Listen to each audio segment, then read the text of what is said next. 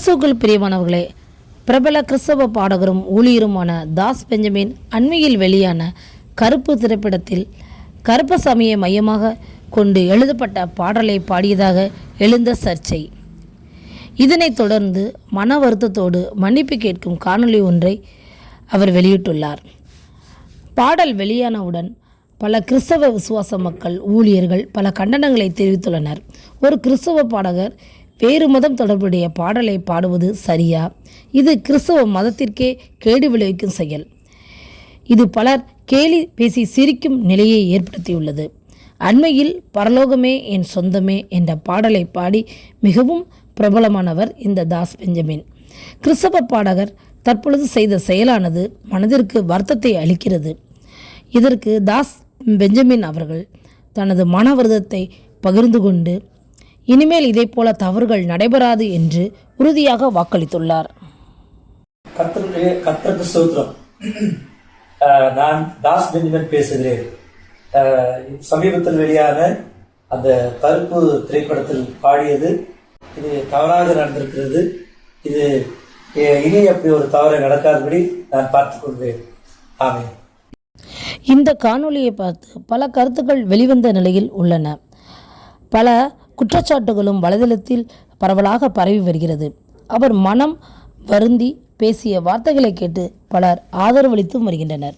கிறிஸ்தவர்கள் இது போன்ற நிகழ்வுகள் இனிமேல் நடைபெறக்கூடாது என்று வலியுறுத்தி வருகின்றனர்.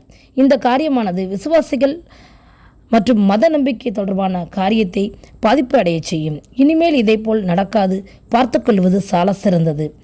மன்னிப்பு கோரும் நபரை, வருத்தப்படும் நபரை மறுபடியும் பேசி மனதை காயப்படுத்துவது கிறிஸ்தவ மாண்பு அல்ல. இந்த விவகாரம் வலைதளத்தில் புதகரமாக எழும்பியது. பல விமர்சனங்களுக்கு உள்ளானது. தற்பொழுது இதற்கு ஒரு முற்றுப்புள்ளி வைக்கப்பட்டுள்ளது. நான் தாஸ் பெஞ்சமின் பேசுகிறேன்.